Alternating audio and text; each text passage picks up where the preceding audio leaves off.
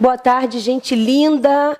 Obrigada por estarem aqui conosco mais uma vez. Eu sou a professora de português, professora Klezewski, e nós estamos aqui no curso de idade nessa tarde lindíssima que está fazendo aqui, para a gente trabalhar um pouquinho a respeito tanto de morfologia quanto da prova que nós realizamos EAR no início do ano.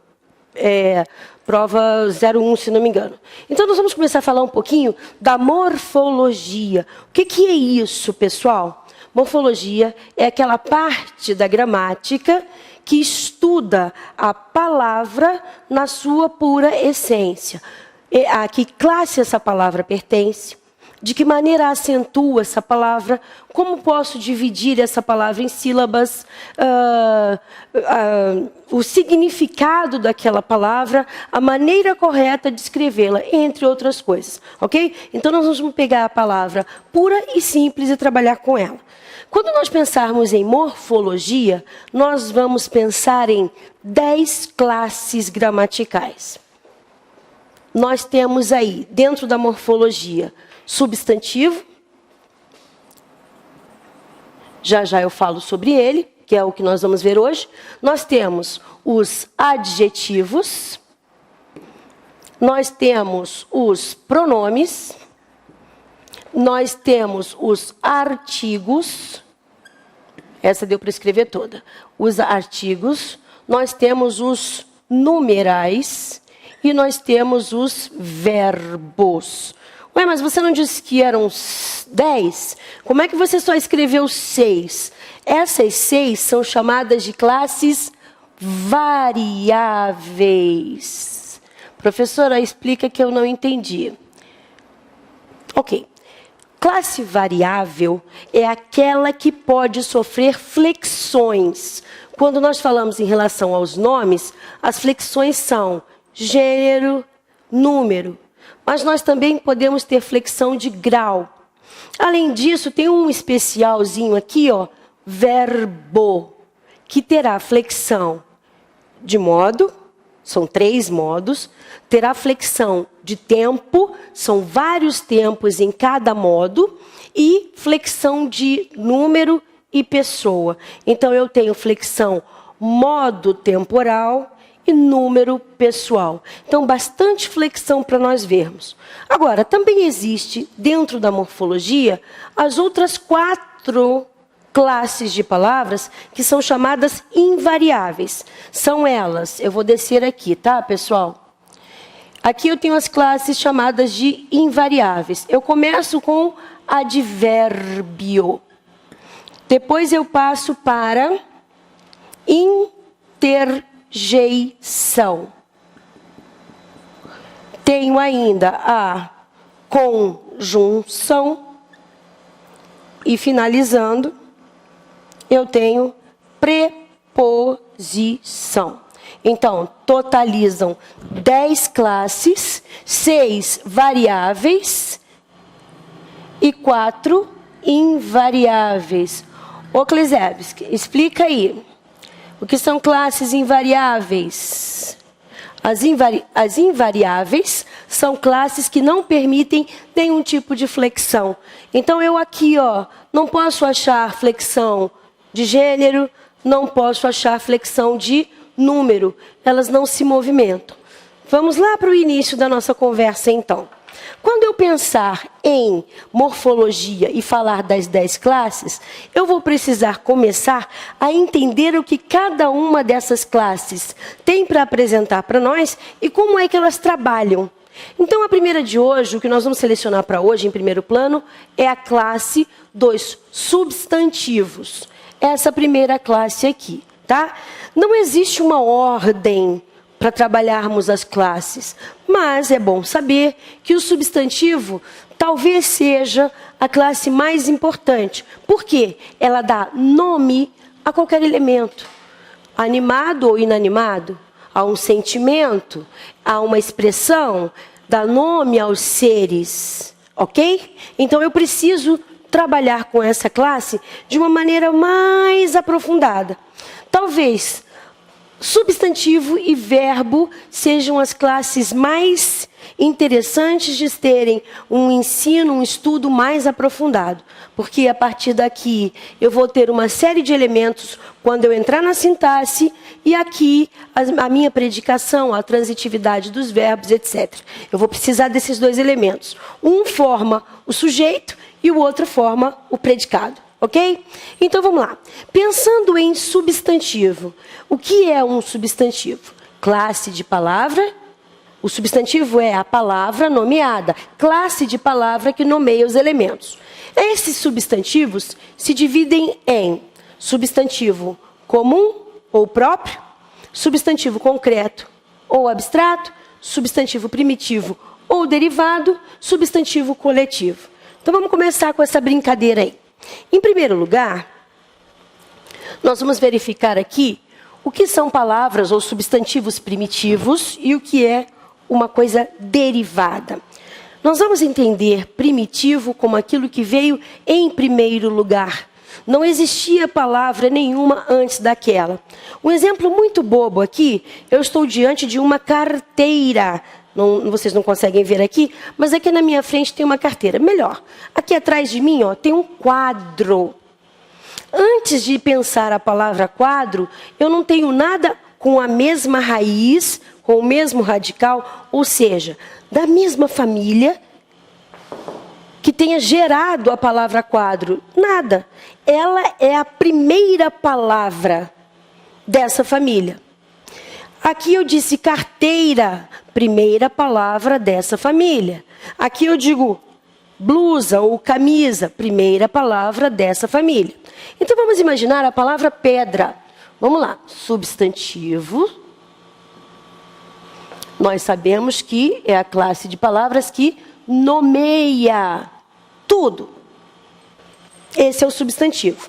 Falando de substantivo primitivo, eu digo que é o primeiro ou a primeira palavra daquela família. Eu digo para vocês, pedra.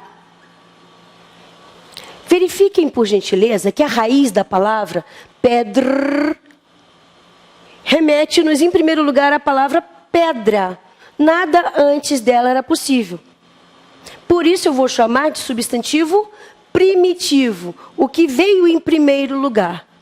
A partir da palavra pedra, do substantivo pedra, eu gero o substantivo derivado. Substantivo derivado é aquele que saiu, que originou-se na palavra primitiva. Então, lá eu posso dizer pedrada, posso dizer pedregulho.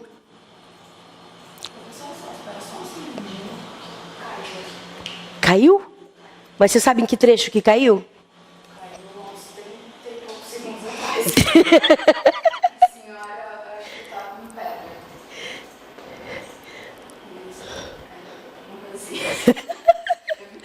Tudo bem. É porque eu aqui... Não, posso falar? Tá. Porque eu... Ah, tá. Não, é porque eu aqui não sei, né? Não estou vendo, então... Né? Ah, tá.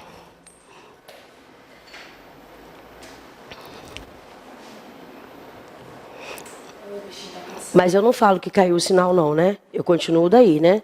Tá, tudo bem. Deixa eu tirar o som do meu telefone.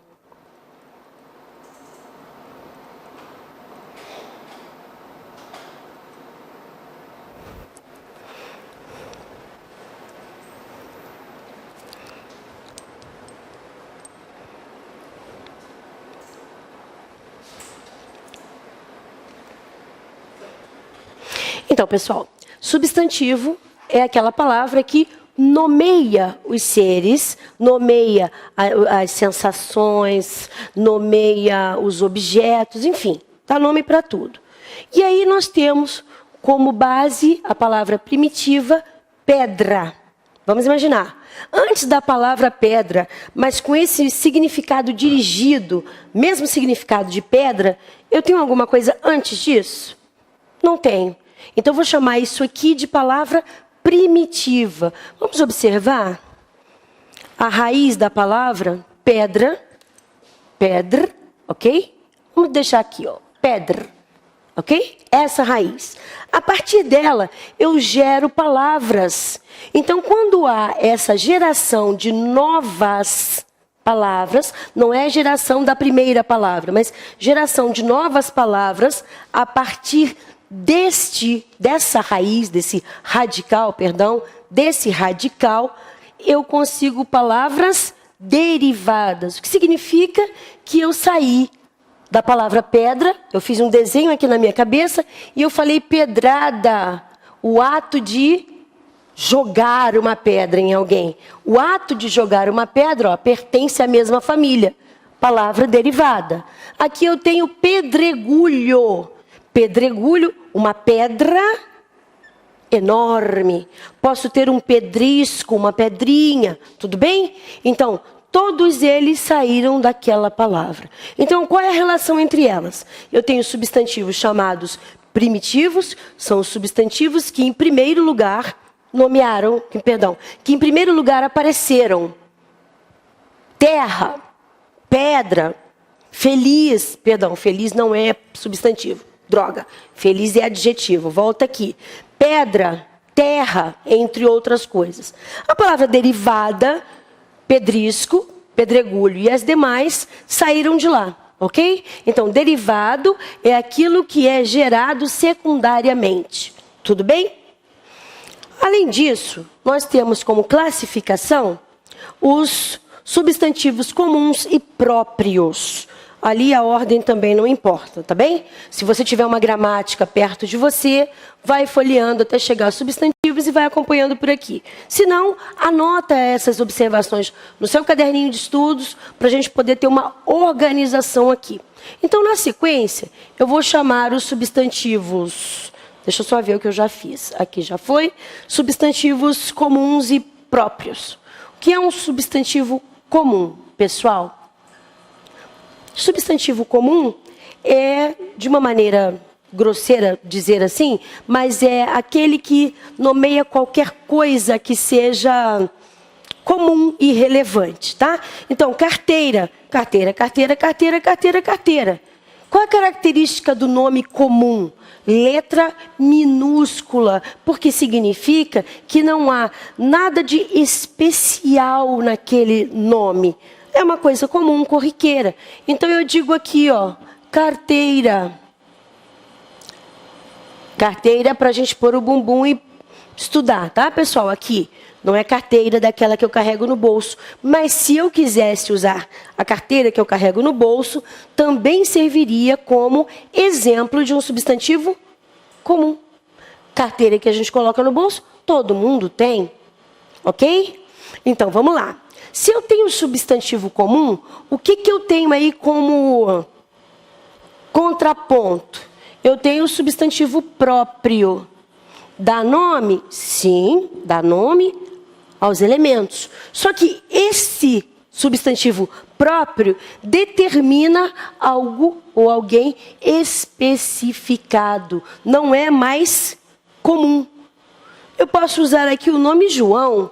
Aí você vai dizer assim, ah, professora, eu sou João, o meu tio é João, o pai do meu amigo é João. Tá bem, mas cada um desses, um João específico, diferente, que não se repete.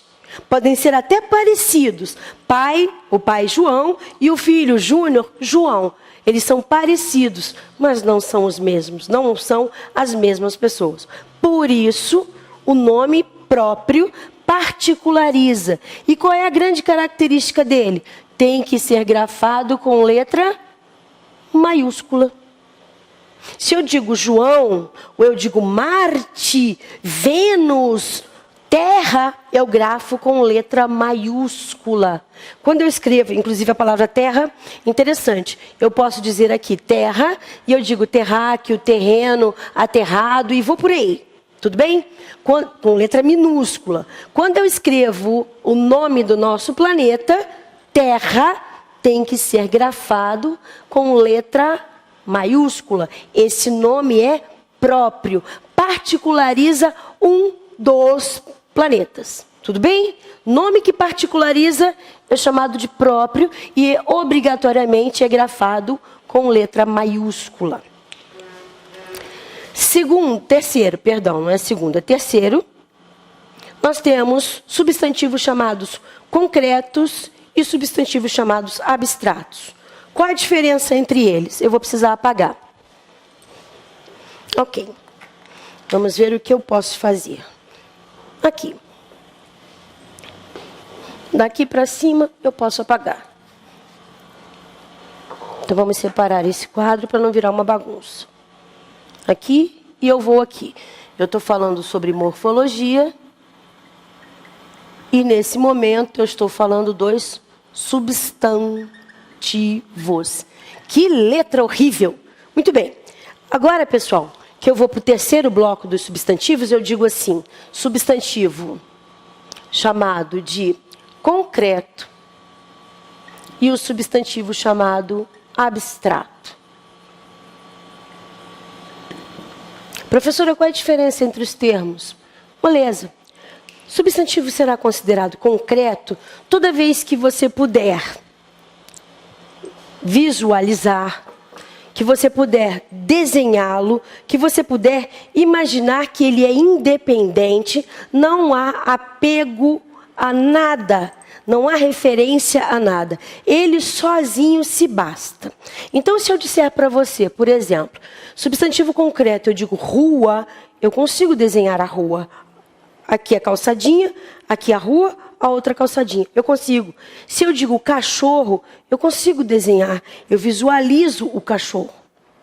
Mas, se eu digo para você amor, medo, raiva, tristeza, entre outros sentimentos, não consigo desenhar. Não consigo visualizar sem que haja uma necessidade de um ser para sentir amor, um ser para sentir medo, um ser para sentir raiva, um ser para sentir tristeza.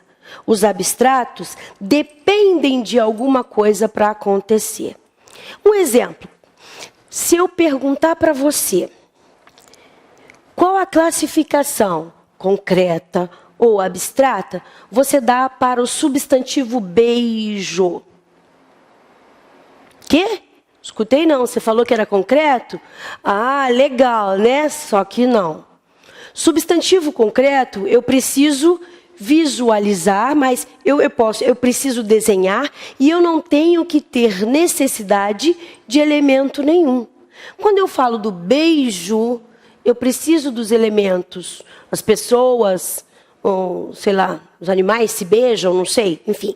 Aqui, ó, eu preciso, desses elementos para que o beijo aconteça. Então, o beijo não pode ser concreto. Ele é verdadeiramente abstrato.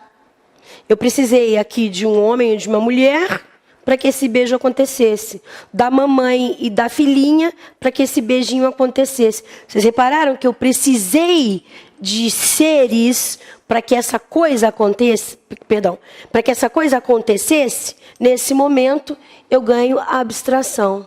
Mas, professor, eu vejo o beijo. Eu posso desenhar? Não pode, não. Você desenha dois seres encostando a boquinha um no outro. Você não desenha o beijo. Tudo bem? Por outro lado, também tem uma outra coisa que causa uma confusão. Quando eu falo de concreto, habitualmente nós pensamos naquilo que visualizamos, naquilo que desenhamos. Mas a gramática tem uma tradição, e a gramática é lei, você sabe, nós temos que obedecer à gramática. A gramática tem uma tradição de dizer que os seres da religiosidade, os seres mitológicos, ficcionais, são todos concretos. Aí eu te pergunto, você acredita em Jesus? Não? Pois é, não tem problema. Mas na hora que você for fazer a prova, você vai pensar assim, a gramática diz que os seres da religiosidade, da ficção, da mitologia são todos concretos. Portanto, não acreditando, nunca tendo vendo, Na hora da prova, você vai dizer que Jesus é um substantivo concreto. E Deus? Você nunca viu Deus? Você nunca viu a Deus? Você nunca viu? Não? Pois é, nem eu. Mas vai ter que escrever que ele é concreto. Não tem jeito. E a fadinha? Você já viu a fadinha dos dentes? Já encontrou com ela por aí? Pois é, amiguinho, a fadinha dos dentes também é concreto. E por aí vai. Eu nunca vi um saci. Nunca vi saci pererê. Mas se ele estiver lá no texto, você vai grafar como concreto. Substantivo concreto. Então nós temos 2 pontos aqui que precisamos observar. Quando falarmos dos concretos, você vai lembrar que, além daquilo que você vê, desenha, observa, você também tem esses seres mitológicos, religiosos, ficcionais, que serão considerados concretos. Sempre, não há exceção. Por outro lado, para ser abstrato, você tem que lembrar que esse elemento tem que ter a dependência de um ser. Lembra da questão do beijo. O beijo, você até visualiza e diz assim, eu estou vendo o beijo. Na verdade, você está vendo 2 pessoas encostando os lábios uma na outra. Tudo bem? O beijo é resultado desse movimento. Então, o beijo é abstrato. Precisa das pessoas para acontecer. Tudo bem? Vamos para a última parte. Perdão, penúltima. Na penúltima parte, é a última, desculpe. É a última mesmo. Existe um determinado tipo de substantivo. Já vou apagar. Pronto. O que eu vou usar aqui é suficiente. Então, existe um outro tipo de substantivo chamado coletivo. Esse substantivo é muito interessante porque... Vou deixar aqui a prova para daqui a pouco. Esse substantivo chamado coletivo é muito interessante porque é uma aglomeração de determinado elemento. Olha que interessante. Eu chamo de substantivo coletivo. Substantivo coletivo é utilizado no singular, tudo bem? Utilizado no singular. Mas ele fala de um determinado grupo, um amontoado daquela mesma espécie. Por exemplo, se eu digo para vocês, essa vocês não vão saber, eu acho que não. Se eu digo paná, paná, essa palavra aparece na prova, paná, paná. Vocês vão dizer assim, tem alguma coisa a ver com Panamá? Tem alguma coisa a ver com... Porque eu não sei o que é isso. Paná é um substantivo coletivo, ó, grafado lá no singular, mas que significa um conjunto, um aglomerado de borboletas. Um aglomerado de borboletas. Ó, que delícia! Então, se eu disser, uma borboleta passava, eu estou falando de um elemento só. Mas se eu disser, vi um belíssimo paná-paná, não é um ser mitológico, não é uma coisa do outro mundo. Eu vi um belíssimo grupo amontoado de borboletas. E aí a gente vai lembrar de alguns, né, pessoal? Vocês estão lembrados de alcateia, matilha, cacho, penca, vara, couro. Estão lembrados dessas coisas? Pois é, substantivo coletivo vai precisar ser olhado de maneira mais delicada. Então eu vou sugerir que a lista é enorme, eu vou sugerir que vocês apreciem, que vocês leiam aquela partezinha da gramática que fala quais são esses coletivos. Não precisa tudo, claro que não. Mas, inclusive, a palavra paná-paná não costuma cair em prova. Era só para que vocês tivessem uma ideia do que é o substantivo coletivo. Mas é pensar, vou ler um pouquinho, sobretudo daqueles coletivos que já apareceram em provas anteriores, para que a gente tenha uma ideia de como é que a coisa está funcionando. Tudo bem? Bom, ainda falando sobre os substantivos, agora avançando um pouquinho, a nossa prova chega já, avançando um pouquinho, vou apagar aqui, preciso, avançando um pouquinho, nós vamos falar a respeito dessa flexão dos substantivos. perdão, eu pulei um. Substantivo simples e substantivo composto. Eu cheguei a falar? Acho que não. Então, vamos lá. Eu tenho substantivo simples, esqueci, ó que droga. E o substantivo composto. Antes de falar do plural deles. Substantivo simples terá apenas um núcleo. Guardem essa configuração. Simples, apenas um. Composto, mais de um, porque nós vamos usar isso lá na frente, quando falarmos de sujeitos, entre outras coisas, tá? Então, para ser simples, esse substantivo, que pode ser pequenininho ou enorme, precisa de um núcleo. Então, eu posso dizer cavalo. Posso dizer navio. Posso dizer banana. Vocês repararam que uma palavra, um núcleo, a palavra já está expressa. Um núcleo, a palavra já está expressa. Um núcleo, a palavra já está expressa.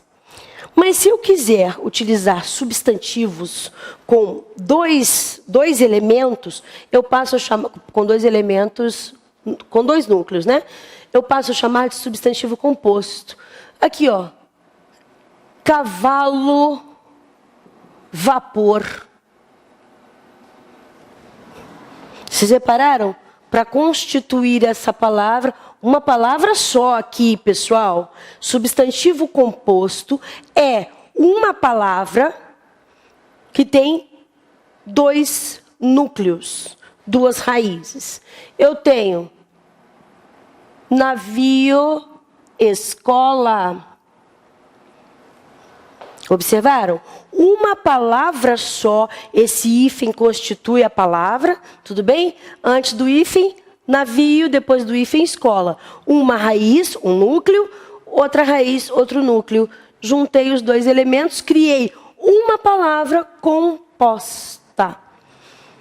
A última, banana. Banana, maçã.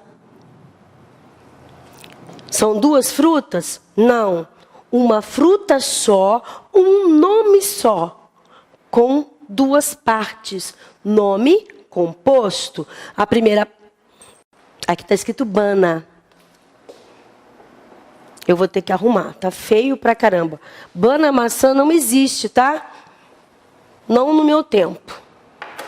Então, vamos lá. Banana, maçã. Agora sim. Banana, maçã. Eu tenho um pedacinho, uma raiz, um radical, outro pedacinho, outro radical. Juntei os dois elementos e agora eu digo banana, maçã. Uma palavra só, composta. E não sei se vocês repararam, o segundo elemento aí está travando o significado do primeiro, tá? Não é qualquer coisa, mas banana, maçã. Posso trazer banana prata? Posso trazer banana nanica? Não posso. Só essa. Banana, maçã. Uma palavra com dois radicais, dois núcleos. Bom, aí a gente vai começar a pensar, então, na pluralização desses elementos. Vamos nós.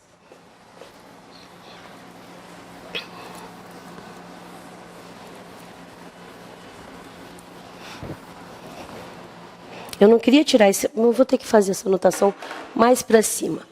Vamos deixar aqui, ó, a prova 2019, 1. Vamos deixar limpo. Separadinho. Então, eu apago aqui e o quadro fica livre para nós.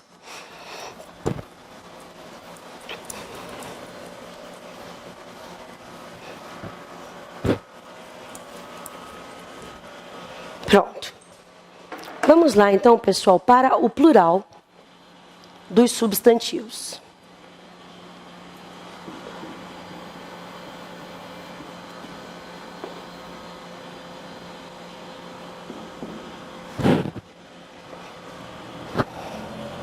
Ok. Quando falarmos em plural dos substantivos, naturalmente nós pensamos na letrinha S. Letra S é boa para fazer o plural num primeiro momento. se o plural terminar, perdão, se a palavra, o substantivo, terminar numa vogal. Geralmente acontece assim. Então, acrescenta-se S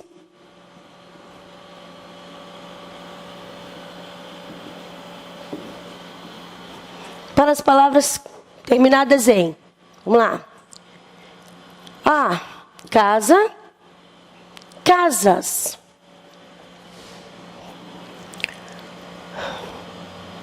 Café, cafés.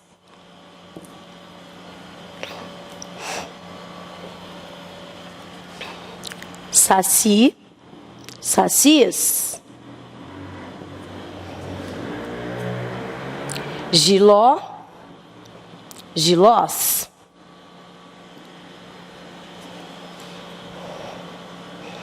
Tatu, tatus. Repararam? Se eu termino as minhas palavras com vogais, não tenho problema, está tudo resolvido. Mas e os outros casos, professora? Nós vamos observar em primeiro momento. Como é que essa palavra terminou? Olha aqui, gente.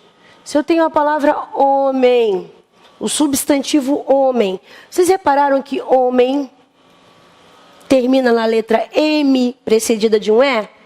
Como é que eu faço o plural do substantivo terminado em M? Eu passo para NH. Retiro o M e passo para NH nada, NS. Ó, homens. Repararam?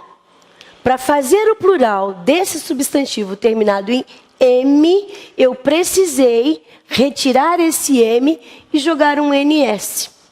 Olha o que acontece quando o substantivo termina em R.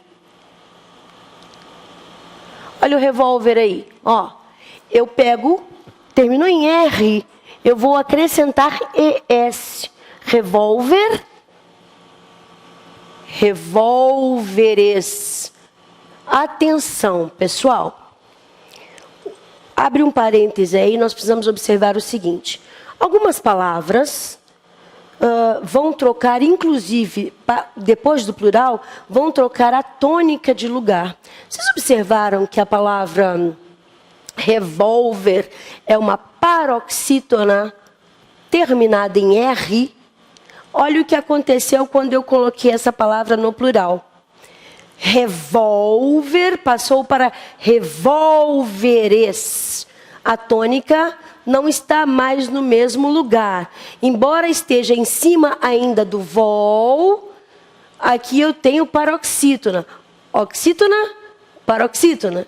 Aqui eu tenho oxítona, paroxítona, proparoxítona. Na pluralização dessa palavra, eu preciso observar não só a colocação do ES, se fosse repórter, repórteres, colocar o ES, mas também cuidar da sílaba tônica.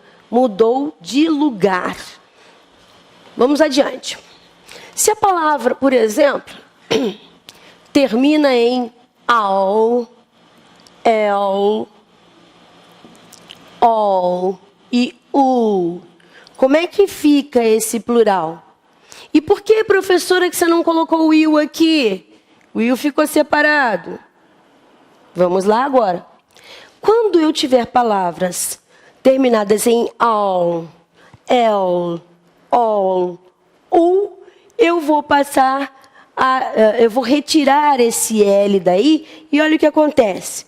Eu digo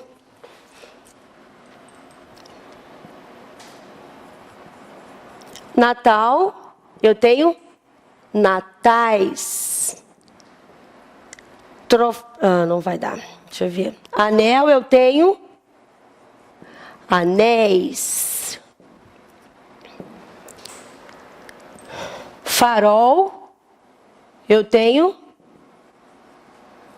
faróis.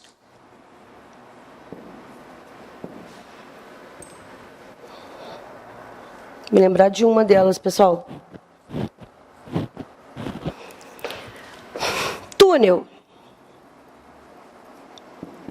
Não é? Que isso? Que túnel? Tá louca, mulher? É para terminar com U. Uma palavra para terminar com U. Caramba, não lembro nenhuma nesse momento. Já já eu lembro e aí vem. Pessoal, olha o que aconteceu. Olha, no finalzinho, eu retirei. Isso vai acontecer no U também, tá? No finalzinho, eu retirei o L. Lembra que eu disse que era para retirar o L? O que aconteceu? No lugar do L entrou IS. Tudo bem? Sempre assim? Sempre assim. Então eu tenho a retirada desse elemento, ó, passando para IS lá no final. Por que a professora deixou então esse IL separadinho? Beleza? Eu preciso observar, no caso do IL, onde está a tônica dessa palavra. Se, por exemplo, eu digo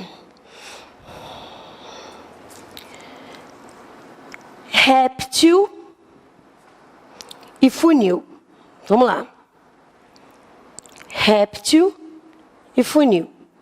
Vocês repararam que as duas palavras terminam em IL, do jeitinho que eu coloquei aqui, mas no primeiro caso eu digo réptil, eu tenho a forma reptil também, tá, gente? Tudo bem. Se vocês forem olhar na gramática, essa palavra aceita uma outra escrita, sem o acento. Mas eu preciso dessa paroxítona aqui, tudo bem? Réptil e funil. Réptil. A tônica está na paroxítona. Essa é a mais forte. Quando eu digo funil, essa daqui é a mais forte. Isso tem importância? Tem, para que eu possa definir de que maneira eu vou fazer esse plural do il. Tudo bem? Então lá vamos nós. Quando eu tenho, eu vou começar por aqui, que é porque é igual lá, ali, tá?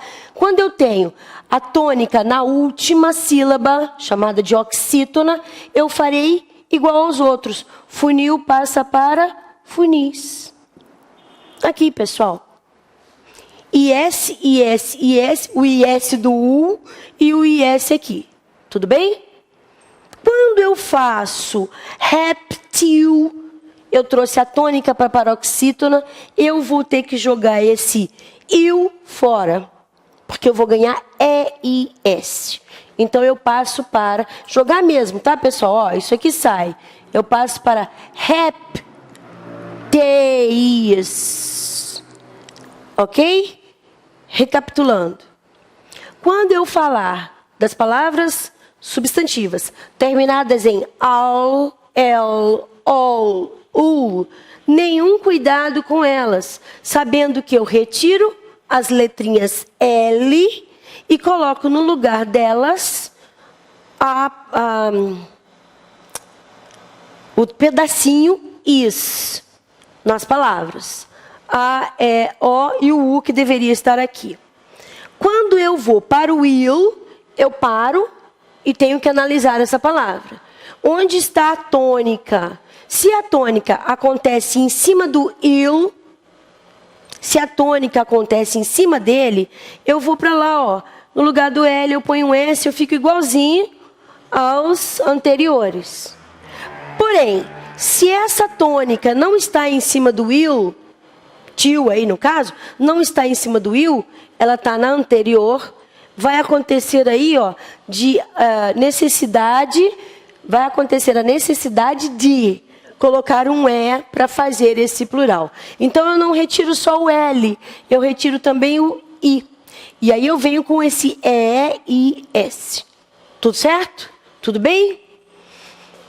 Quando eu me lembrar da palavra com U, eu sossego. Bom, nós fizemos aqui, de um modo geral, perdão, ainda tem o A e ainda tem o tio. Só um momentinho. Que não cabe mais ali embaixo. Nós temos palavras em língua portuguesa terminadas em ão, não é? Eu digo assim, ó, portão.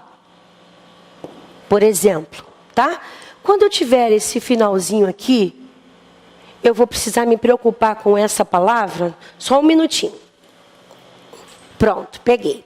Eu vou precisar me preocupar com essa palavra, porque não há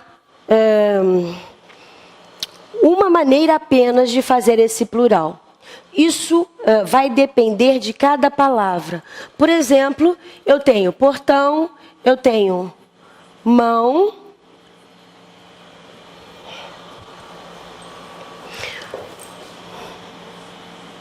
Deixa eu ver se eu me lembro de alguma que vai fazer o plural diferente.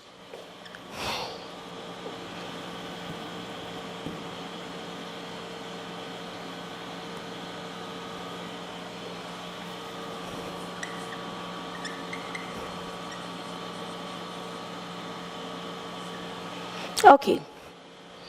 Espera aí. Para vocês, ó. Pronto, fica melhor. Olha aqui, ó. Vocês repararam que eu tenho 3 palavras que terminam em ão, mas olha o que acontece. Portão, eu faço o plural em portões.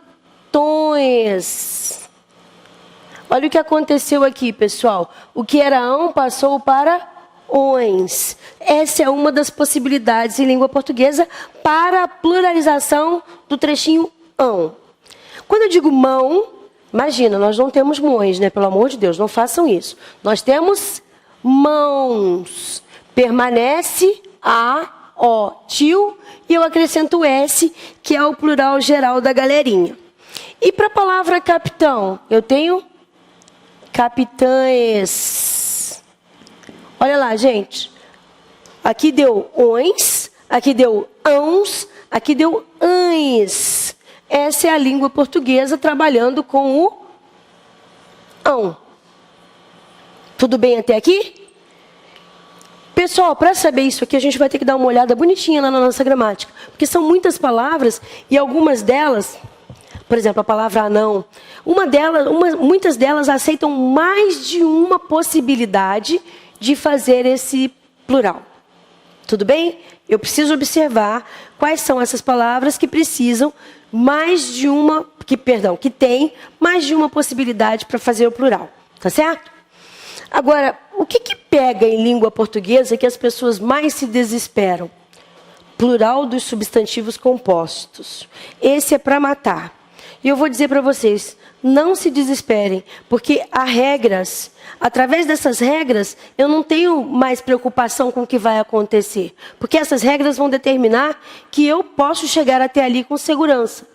Então, de acordo com cada uma dessas regrinhas, e são poucas, nós temos a arrumação da casa. Então, vamos lá. Agora, eu sei que vocês vão ficar desesperados, porque... muita gente diz que não consegue, não entende como é que acontece o plural dos substantivos compostos. E aí vocês vão observar. Pessoal, nós começamos assim, ó. Eu vou escrever aqui para vocês algumas palavrinhas. Vamos.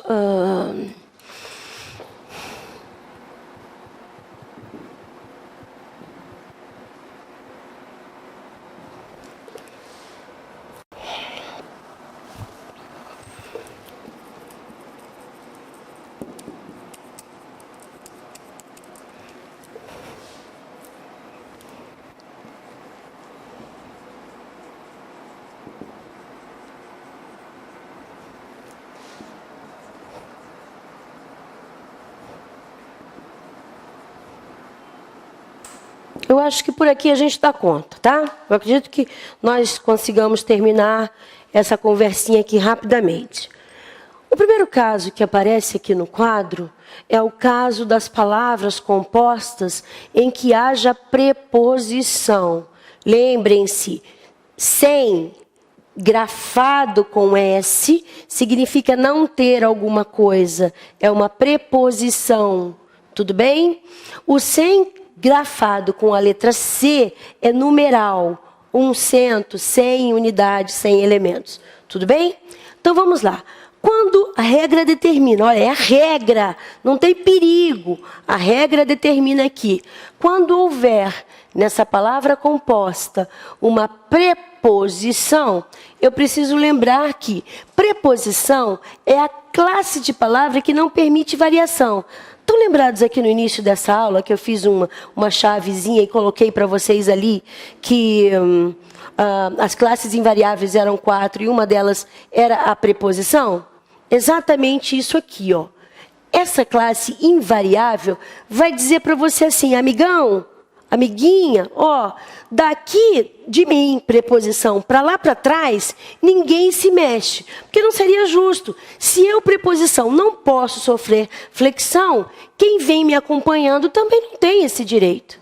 Tudo bem? É isso mesmo, é dessa forma. Então, você vai fazer o plural disso aqui assim, ó.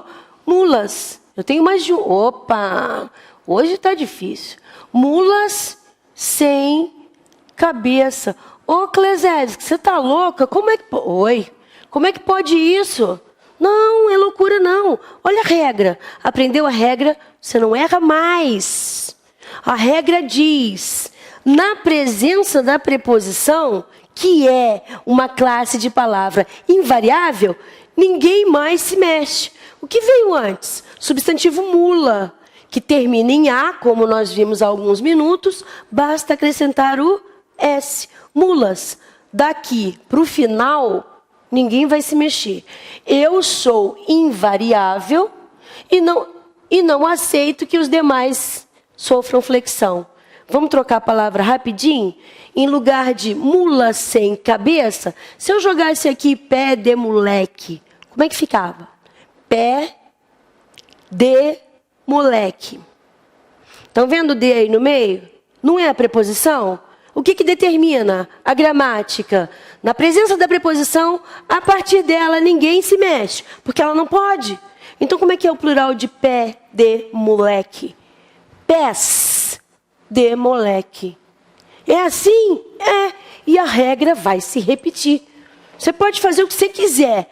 Tem ali no meio, preposição. Da preposição até o final, não mexe mais. E ponto final. Isso é regra. Amor, diga para mim. Tá pronto? Ok, obrigada. Enquanto ela vai se movimentando aqui, pessoal, vamos passar para o segundo elemento. A gramática diz assim. Toda vez que o segundo elemento fechar questão com o primeiro, quer dizer, não permitir que nós pensemos em outra coisa, a flexão acontecerá só no primeiro. Ô, Clesés, que eu não entendi não. O que você disse? Que negócio é esse de eu pensar numa coisa só? Moçada, quando eu digo navio, escola, esse navio aqui é cargueiro? Não pode. É um navio de turismo? Não pode. Esse navio é somente escola. Ele só funciona para os meninos da marinha que estão aprendendo navegações. Tudo bem? Não pode ser outra coisa? Não pode. Há um travamento. A palavra escola diz que esse navio não é mais qualquer navio. É só o navio para essa finalidade.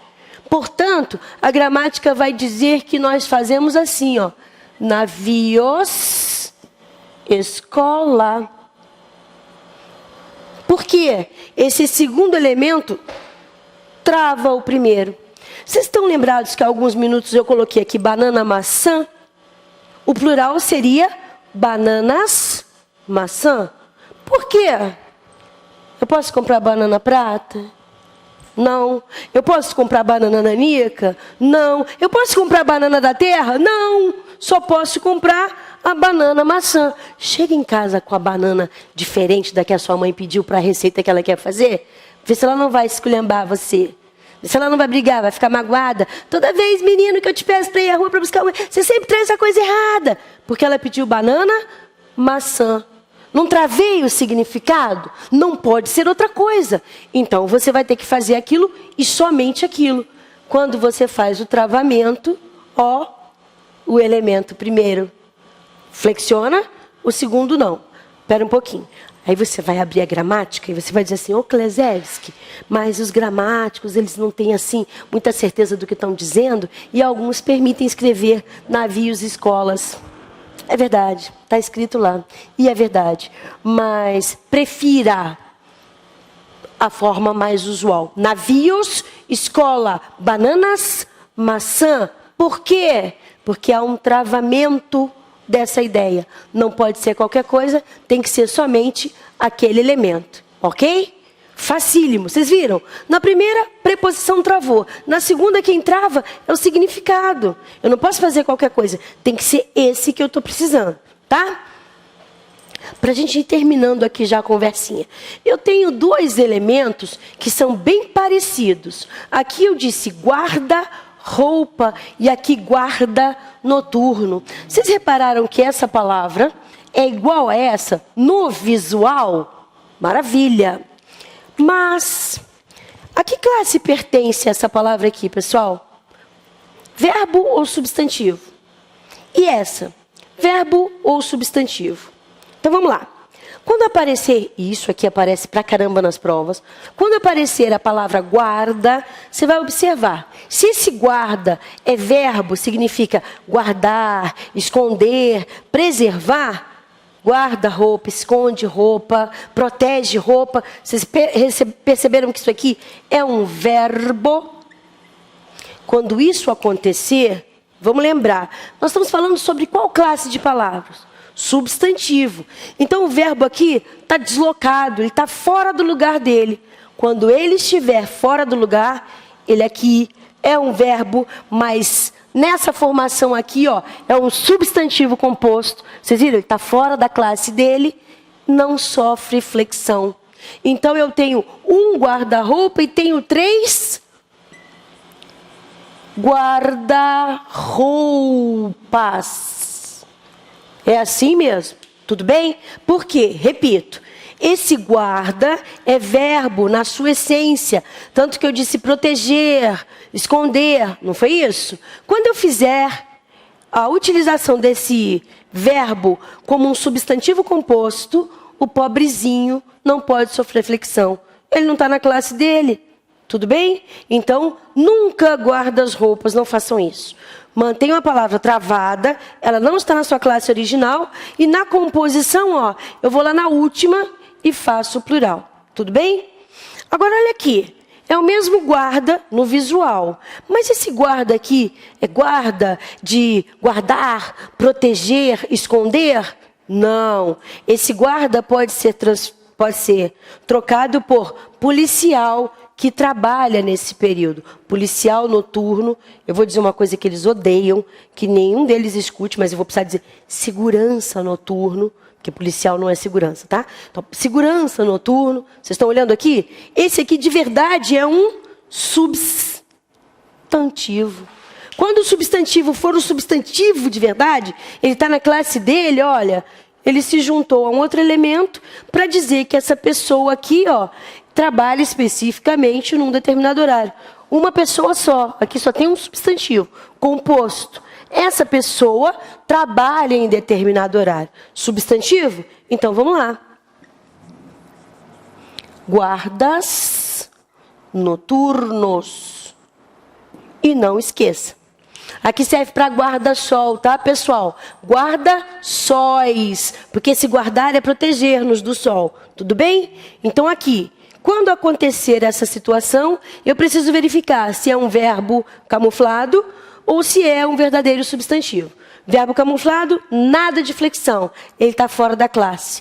Substantivo de verdade, manda o plural nele, porque substantivo sempre sofre pluralização. Show de bola?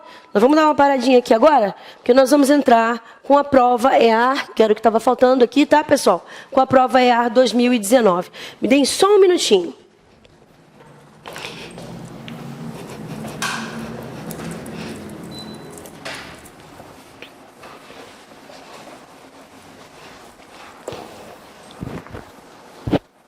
Desculpa, eu não perguntei se tinha alguém anotando, tá? Então, vocês têm um tempinho aí, antes de eu apagar.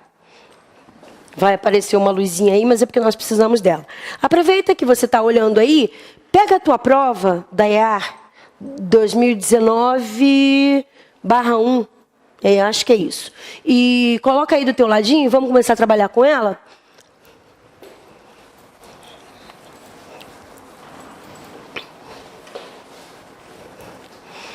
Maravilha. 2020/1. Eu estou falando bobagem. 2020/1.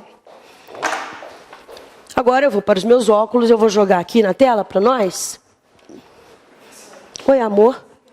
Ah, desligar outra luz, sim. Obrigada, meu bem.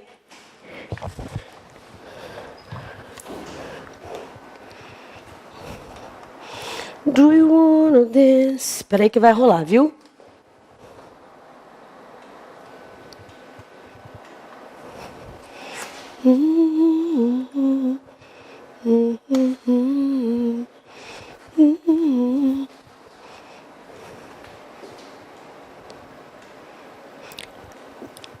Lídia, minha flor, não tá rodando. É pra cá mesmo, tá certo.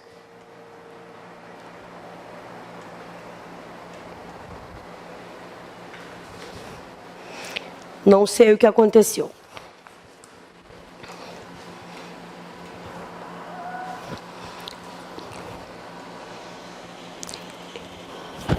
Lídia, minha flor, eu não consigo rodar o pessoal em casa deve estar dando gargalhada. Ó, brincadeira, hein? Eu não consigo fazer rodar a prova.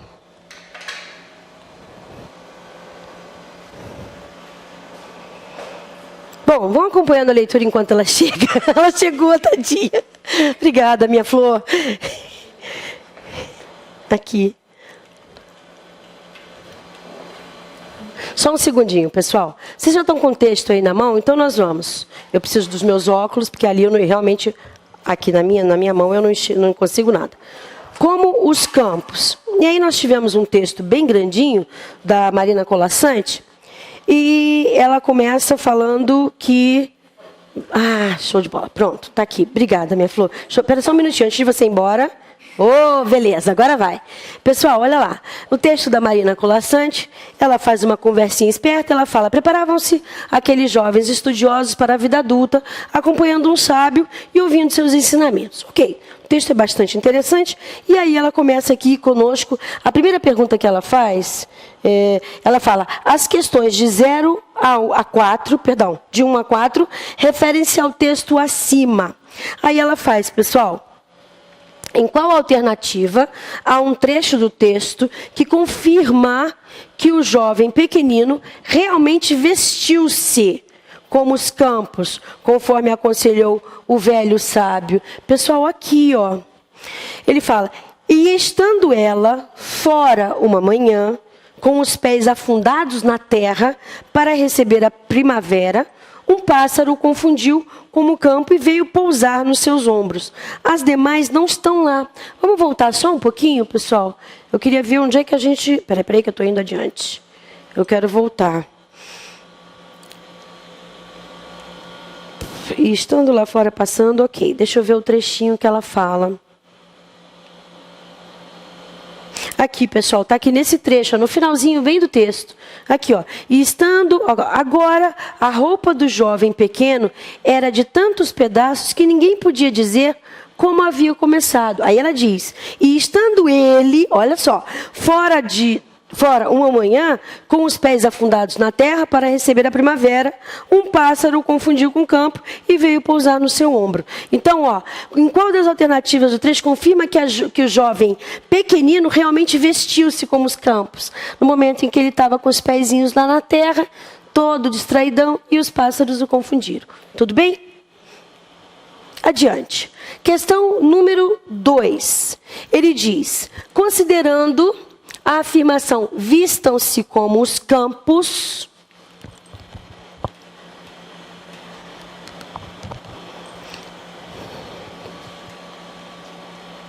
estava mais para cima, só um minutinho. Vistam-se como os campos. Aqui, gente, ó. Ele começa, como eu falei, ela diz: porém, como se fizesse cada dia mais frio, com o adiantar-se do outono, deles se aproximaram e perguntaram: Senhor, como devemos vestir-nos? Aqui, ó. Vistam-se como os campos, respondeu o sábio. Lá vamos nós. Aí ela diz: considerando a afirmação vistam-se como os sábios, proferida pelo mestre aos seus discípulos, podemos afirmar que a maioria dos discípulos não interpretou corretamente o conselho do mestre, recriando a natureza com vestes luxuosas. E o que ele pediu nesse momento, pessoal? Para que nós nos vestíssemos como os campos, da maneira mais natural, da maneira mais descomplicada possível, tá? Esse daqui é o que eles deveriam ter observado e deixaram passar. Olha aí, a maioria dos discípulos não interpretou corretamente o conselho do mestre e fizeram grande papagaiada, fizeram o que não deveria. Ok, agora vamos para a questão número 3. Por que o jovem pequenino foi o último discípulo a confeccionar sua roupa? Porque não deu importância ao conselho do mestre? Não. Porque se sentiu inseguro? No texto não fala nem isso. Porque estava esperando os outros jovens terminarem. Não. Porque entendeu, olha isso, o conselho do sábio. Vocês lembraram que lá no finalzinho do texto, ele vem todo naturalzinho, põe o pezinho no chão, ali no meio da terra, enfia o pé ali, e os pássaros, inclusive, vêm por sobre ele, imaginando o quê? Faz parte dos verdes campos, tá? Então aqui, gente, esse jovenzinho entendeu o conselho do sábio e esperou o momento oportuno para colher a matéria-prima dos campos e confeccionar sua roupa. Lembrem-se que ele ficou parecido com a própria natureza. Estava ali como se fosse parte dela. Até, por isso, os passarinhos vieram sobre ele. Na sequência, nós vamos à questão número 4. Opa, só conferir o gabarito? Ok. Questão número 4, pessoal. Qual das afirmações abaixo resume a ideia principal do texto? A moral da história. O verdadeiro sábio é humilde. Só é possível ser criativo com poucos recursos? Claro que não. Nós podemos ser criativos com quaisquer recursos. O texto não fala isso. Apenas a natureza nos proporciona tudo o que precisamos? Não, nós temos outros elementos em outras áreas. Mas também não é o que o texto diz. Não se devem imitar as atitudes da maioria das pessoas. Não. Aqui, pessoal, o verdadeiro sábio é humilde. Isso é que o texto tenta mostrar para nós, tá? Então, na verdade, o jovenzinho era sábio, como o sábio que disse que nós deveríamos fazer as coisas conforme a natureza, conforme os campos. O verdadeiro sábio é humilde. Vamos adiante. Aqui ainda parte de interpretação de textos, tranquilamente. Questão 5, ainda é interpretação? Pessoal, vamos lá, questão 5. Ele disse para nós assim, tem um texto. Tem texto? Tem. Você me desama e depois reclama, vocês não certamente não sabem que canção é essa. Ela foi eternizada para nós na voz da querida Alcione, tá?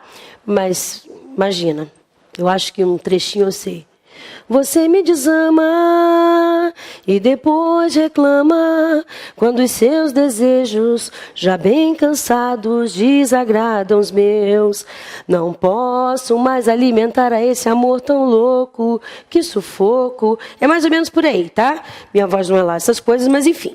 E aí dentro desse texto, ela fala assim, a questão é, há nos versos acima uma hipérbole. Pessoal, falando em figura de linguagem é aquela parte da gramática que trabalha com ideias que são reveladas para dar um desenho novo ao nosso texto, para fazer com que o texto tenha um embelezamento. Um texto literário fica muito mais interessante, muito mais sonoro, muito mais gostoso quando nós utilizamos as figuras de linguagem.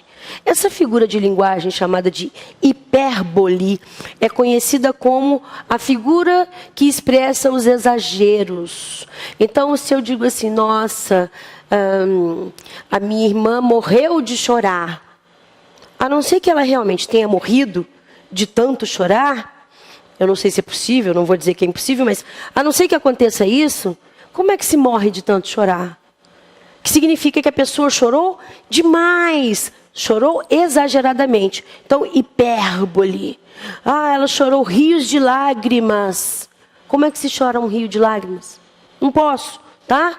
Chorar um rio Será que o ser humano tem essa capacidade? Acredito que não. Então, essa é a figura chamada hipérbole.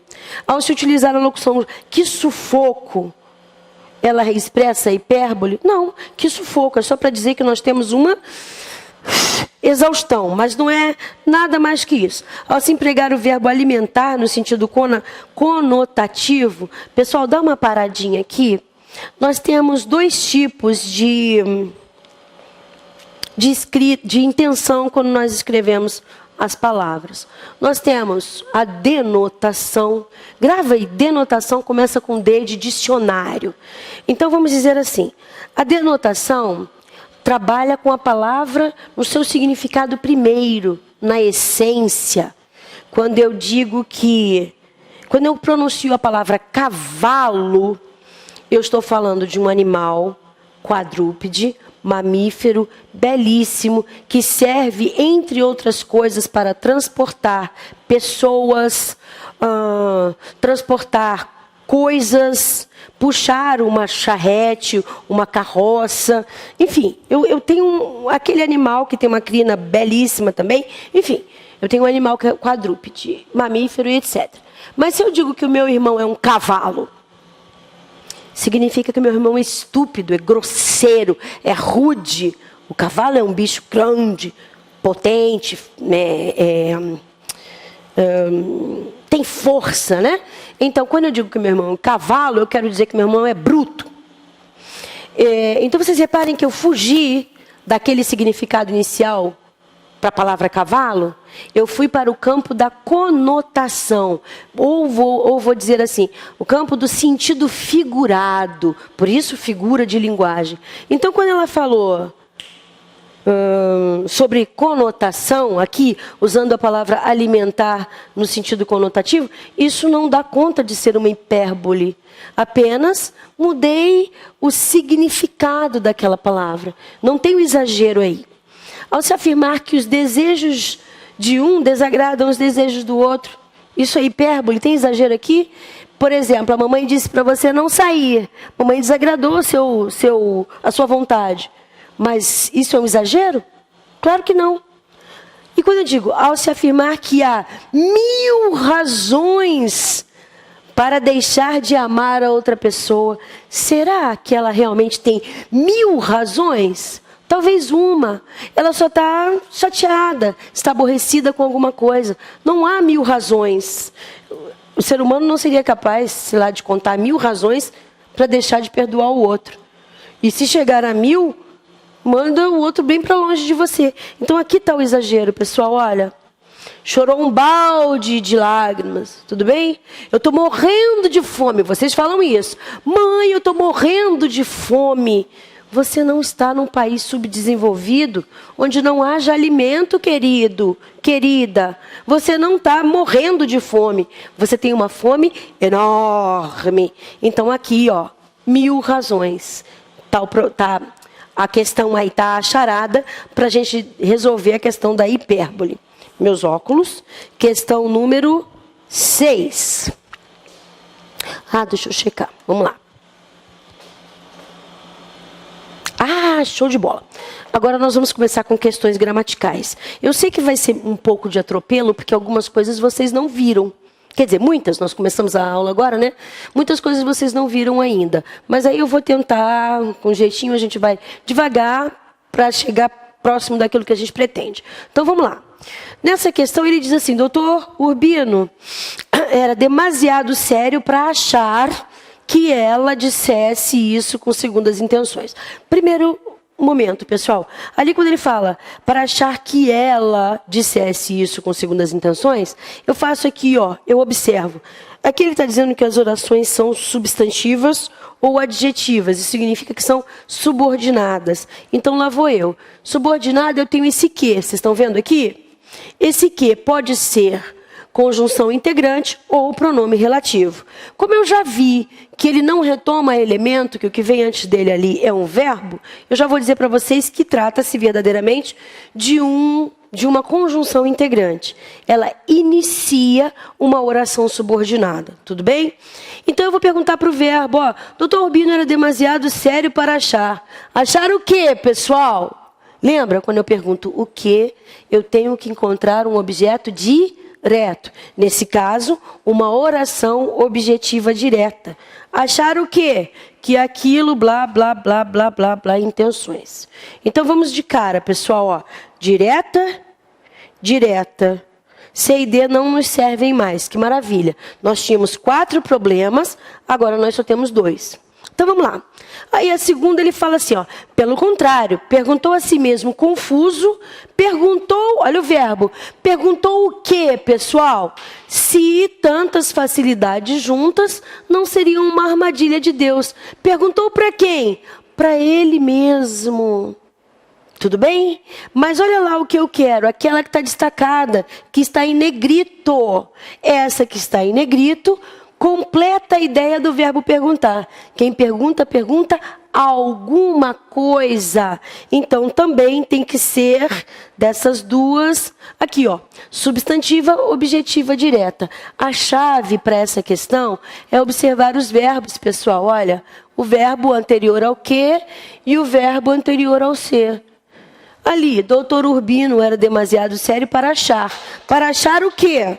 Está lá a resposta. E aqui, pelo contrário, ele perguntou. Perguntou o quê? Oração subordinada, objetiva, direta. Subordinada, substantiva, objetiva, direta. A outra também, objetiva, direta. Observem. Aqui eu tenho um que, conjunção integrante. Aqui eu tenho um se, conjunção integrante. Eu tenho outras possibilidades. Onde, como, porque eu tenho.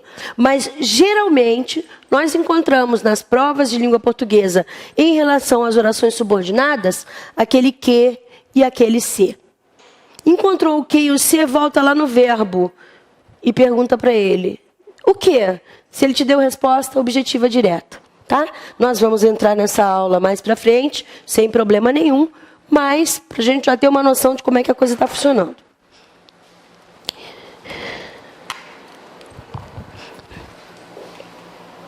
Opa, beleza. 7. Essa também é outra pérola do cancioneiro popular, tá? Essa música também é muito bonita. Vocês...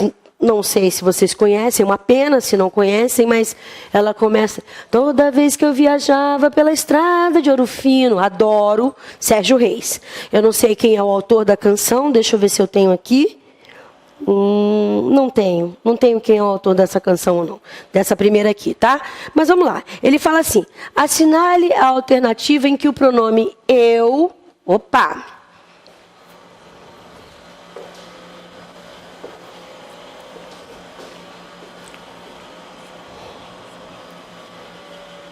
Pronto.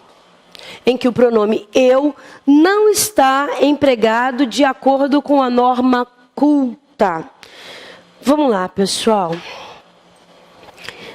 Existe um erro muito comum que a sociedade brasileira costuma fazer em relação ao uso da palavrinha eu após uma preposição, por exemplo, tá? Então, eu preciso observar se a minha mãe trouxe o livro. Se ela trouxe o livro para mim. Eu não faço nada. Mas se eu vou fazer alguma coisa, então é para eu. Mamãe trouxe o livro para eu ler. O que eu vou fazer? Eu vou ler. Então, se aquele verbo que vem lá depois está precisando do sujeito, e o sujeito sou eu, esse sujeito, perdão, e a pessoa de referência é a primeira pessoa do singular, então, ele precisa de um sujeito, então sou eu. Pronome pessoal do caso reto, que determina sujeito. Mas se depois daquela preposição não houver uma ação para ser desenvolvida, então eu só uso o pronome objeto, pronome pessoal do caso oblíquo, que serve para os objetos diretos e para os objetos indiretos. Então vamos ver ali. Eu imagino que seja isso mesmo. A alternativa é que, olha aqui, toque o berrante seu moço, que é para eu, ficar ouvindo. Eu vou fazer alguma coisa aqui, pessoal? Vou fazer. Esse trem aqui, esse verbo, locução verbal, tá, pessoal? Precisa de um sujeito. se depois, aqui, pessoal, uma observaçãozinha. Vocês estão vendo aqui a palavra pra. Eu posso falar corriqueiramente, no dia a dia eu posso falar, mas eu estou proibida, e vocês também, de usar essa palavra, nós então, proibidos de usarmos esta palavra, porque de verdade ela não existe em língua portuguesa. Isso aqui é uma apocopada horrorosa de maneira vulgar. A palavra correta é para, preposição, P-A-R-A. Então, por que ele escreveu dessa forma? Isso é uma canção. Isso é uma obra literária. Eles podem usar de uma coisa chamada licença poética, tudo bem? E grafar, inclusive, de maneira incorreta, a nossa própria língua ou qualquer outra. Tudo bem? Então, voltando aqui, deveria estar escrito para, tudo bem? Mas vamos lá, que é para alguém ficar ouvindo ou alguém ouvir. Eu preciso de um sujeito. Aqui está certo. Vamos ver a segunda. Acho que nada ficou para guardar ou lembrar do muito ou pouco que houve entre você e... aqui tem preposição de novo, pessoal. Depois da preposição, lembra? Se não tiver um verbo dizendo que eu ou quem seja precisa desenvolver essa ação, se não houver um verbo, então eu preciso usar os pronomes que sejam oblíquos. No lugar do eu, teria que vir o mim. Entre ti e mim. Entre eles e nós. Aqui, você e mim. Houve entre você e mim. Esse seria o correto. Então, eu não posso marcar porque ele quer aquela que esteja acertadinha, esteja arrumada. Dá mais uma chance para eu não te perder. Dá mais uma chance para eu amar você. O que tem aí? Dá mais uma chance para eu não te perder. Para eu não perder quem? Aí está tudo certo. Ué? Também está usado... Ah, entendi. Ele quer a errada, tá certo. Quer falar, aqui está tudo certo, pessoal. Eu fazer isso aqui. Sujeito e o verbo precisa de mim, né? O verbo precisa de um sujeito. Dá mais uma chance, aqui é a mesma coisa. Eu amar, tá certinho. Sujeito, vou colocar em cima porque eu vou precisar escrever embaixo depois. Aqui é o sujeito desse verbo aí. Tudo bem? A letra D. Você diz para eu, vamos ver, não ficar. Opa, eu ficar ou não ficar. Eu desenvolver essa ação. Então, aqui é o sujeito e aqui é o verbo. Então, epa, mas essa louca fez uma loucura. Desde quando isso é verbo? Gente, o ruim, sabe o que é? Que não tem ninguém para dizer para a senhora, tá louca. Aqui, sujeito, tudo bem. Agora foi. Sujeito e o seu verbo. Sujeito e o seu verbo. Sujeito e o seu verbo. Sujeito e o seu verbo. Nessa aqui, pessoal, não tem sujeito porque não tem verbo. Então, não posso usar o eu. Tenho que usar o mim. Sabe, eu vou dizer para vocês o que acontece. As pessoas costumam dizer assim, por favor, gente, não repitam não, tá? Isso é para mim fazer. Ai, que desgraça, que horror. Não façam isso. Isso é para eu fazer. Ai, professora, mas parece tão arrogante. E desde quando a gramática está preocupada com alguma coisa? Se a gramática é lei, ela diz, é assim e acabou. Tudo bem? Então, para eu fazer. Ou isso é para mim. Não tem nada depois. Vamos lá? Show de bola. Deixa eu só apagar ali que ficou bagunçado. Pessoal, olha, eu estou olhando ali, observando o nosso relógio e não vai ser possível terminar, porque nós ainda temos 11 minutos de aula, pelo que me parece ali, não será possível terminar a nossa prova hoje. São 24 questões. Então, me comprometo com vocês já no início da próxima aula, eu começo de onde parei, de onde parar hoje. Tudo bem? Então, vamos ver aqui. Em qual alternativa há erro na grafia das palavras em destaque? Ok. A ascensão na carreira foi barrada pela distensão muscular. Gente, tá certo. Distensão, distender, com S. Tudo bem ali. Ele pede o erro de grafia. Vamos lá. Essa palavra, canjica, é de origem africana. As palavras de origem africana que tiverem esse som J, têm que ser grafadas com J. Estou tentando ganhar um pouquinho de tempo, tá? Tem que ser grafadas com J. Manjericão. Canjica. Tem que ser grafadas com J. Vamos lá. Vocês estão vendo essa palavrinha aqui, ó? Viagem. Nós temos um problema muito grande, gente, em relação à palavra viagem. Olha só. Eu tenho viagem e tenho viagem. Alguém já gritou aí. Ih, a professora escreveu errado, olha lá. Ah, coitada. Pessoal, não tá não. Não tá não. Aqui, ó. Quando eu falo viagem escrita com a letra G, eu estou falando de um substantivo. Quando eu falo viagem com a letra J, eu estou falando de um verbo. Tudo bem? Então, vamos imaginar que eu pudesse fazer uma frase aqui para vocês. Eu escreveria, nesse primeiro caso, a viagem, o traslado, a viagem foi magnífica. Aqui é acento, tá, pessoal? Não parece não, mas é. A viagem, o tour, o passeio foi magnífico. Substantivo. Mas aqui, viajar com J, eu digo assim. Desejo que vocês viajem conosco. Desejo que vocês viajem conosco. Esse viagem é o verbo viajar. Eu desejo o quê? Que vocês viajem, passeiem, andem conosco. Entenderam? Então, essa grafia é normalíssima e essa normalíssima.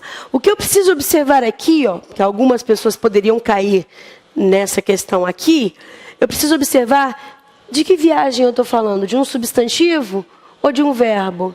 Se você, por acaso, pensar em ter dúvida, olha aqui, pessoal. Que palavra é essa? Classe de palavra. Chama-se artigo. O artigo tem, por característica, substantivar qualquer elemento. Tudo bem? Então, eu sei que isso é um substantivo. Portanto, tem que ser grafado com G. Vamos à prova? A viagem, o passeio, o tour. A viagem foi vista por ele como um refúgio para tantos problemas. Verdadeiramente substantivo. Tudo bem? Então, a resposta correta, que é procurar a informação errada, está na letra D. Ok? Dá tempo? Dá. Eu ainda consigo resolver mais uma. Essa sobre acentuação gráfica. Rapidamente nós vamos lembrar. Acentuação gráfica, eu vou precisar trabalhar com monossílabos, A, E, O, mais S, serão acentuados. Vou trabalhar com as palavras oxítonas, aquelas que têm a última sílaba tônica, A, E, O, igualzinho ao monossílabo, mas em, ens. Ninguém, parabéns, ok? Paroxítonas, a regra é um pouquinho comprida, roxinol, psum no chão, tanto faz. A regra das paroxítonas é um pouquinho maior. E a regra das proparoxítonas é que todas têm obrigatoriedade de serem acentuadas, independentemente do que você pense a respeito daquela palavra. Se ela tiver a antepenúltima sílaba tônica, acento nela. Então vamos ver aqui o que ele pede para nós. Assinale a alternativa em que as palavras devem ser acentuadas de acordo com a mesma tonicidade. Bom, pessoal, o grande barato dessa questão está aqui, ó, de acordo com a mesma tonicidade. Significa o quê, gente? A mesma sílaba tônica.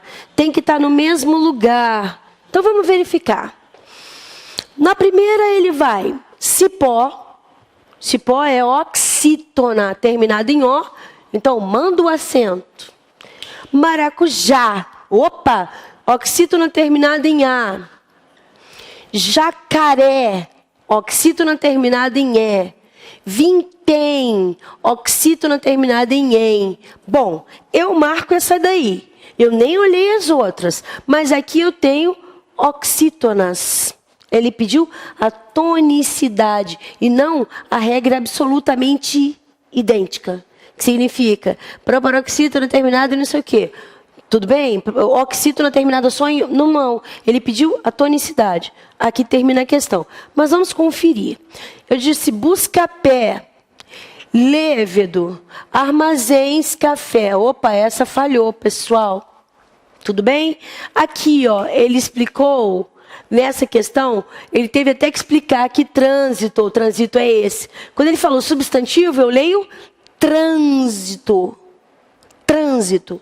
Se ele tivesse dito verbo, eu diria transito. Aí nós teríamos um lugar errado.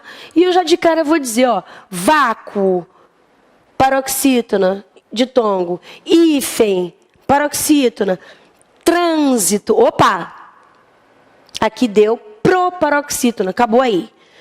Boêmia, biquínis, início e bambolê, nenhuma bate. Boêmia, aqui é paroxítona, terminada em ditongo. Biquínis, terminada em I mais S. Ok, então já furou aqui, pessoal, ó. Boêmia, paroxítona, biquínis, paroxítona, início, paroxítona, bambolê, perdão, não foi aqui que furou não, droga, foi aqui que furou. Bambolê é oxítona. Então a única resposta corretinha, letra A. Todas elas têm a tonicidade na última sílaba, que significa que todas elas são oxítonas. 9, não é isso? 9, 10. Dá, eu acho. Acho que eu consigo a 10.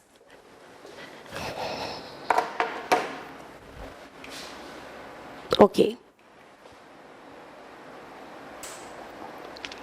Essa é compridinha, mas vamos lá. Observe os enunciados a seguir.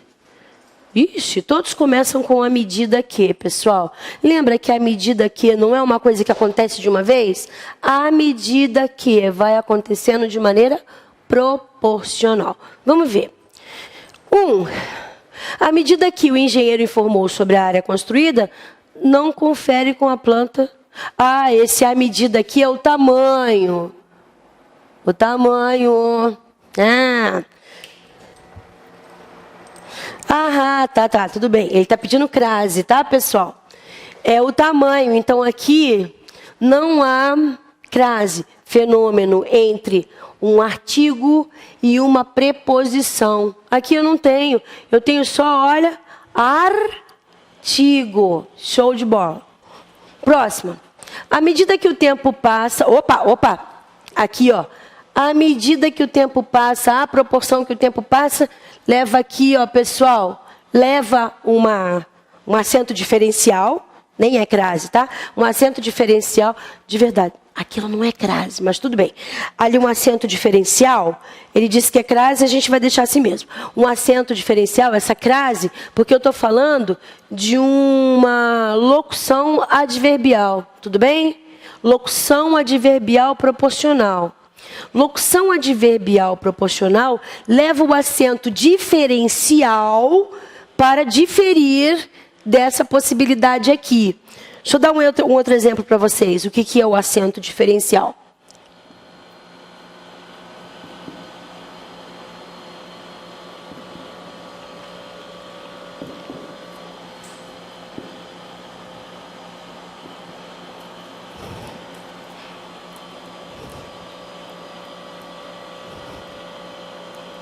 Olha o que é um acento diferencial, pessoal. Estão vendo? Nesse termo aqui, eu não tenho acento diferencial porque eu tenho artigo substantivo. A noite está fria. Ela, que não marca tempo nenhum, ela está fria. Aqui, quando eu digo à noite passearemos, sairemos, nesse período de tempo acontecerá aquilo ali. Vocês repararam que há uma vírgula, porque nós temos aqui um adjunto adverbial antecipado, nós temos uma vírgula. Além disso, o acento diferencial, para de cara eu já identificar, ó, isso daqui não é a mesma coisa que aquele dali. Porque seria, a noite passeará nos meus sonhos. Ela, à noite, passeará nos meus sonhos, porque eu estou louca para dormir. A noite passeará, a noite brilhará como um raio. Tudo bem? Não. Aqui eu estou falando de tempo. Então eu uso o sinal diferencial, que ele nessa questão chamou de crase. Tudo bem, tá? Então, aqui na número 2 tem, à medida que o tempo passa, a proporção que o tempo passa, não é o tamanho que o tempo passa, tá? À medida que a noite ia surgindo, aqui pessoal, ó, a proporção que a noite ia surgindo, vocês viram? Ia surgindo, tudo bem? Também marco aí, deixa eu ver se tem alguma com essa. Tem sim, é essa aqui. Vamos lá. À medida que consta na receita, à medida que consta, não dá. Aqui, ó, o tamanho que consta na receita é de 200 gramas de farinha. Ah, não é medida aí, não é tamanho não. Desculpa. Vou colocar o quê? O peso, né? O peso, vamos lá. O peso que consta na receita é de 200 gramas de farinha. Viram? Artigo substantivo, ok? Então, a melhor resposta para essa daí é realmente a letra C. Questões 2 e 3 tem, sim, crase. Ele chamou de crase, então eu vou deixar assim. Tem mesmo crase, ok? Nosso tempo de língua portuguesa terminou. Agradeço a vocês pela atenção dessa tarde e prometo que na próxima aula nós iniciaremos então na questão número 11. Até a próxima. Boa tarde.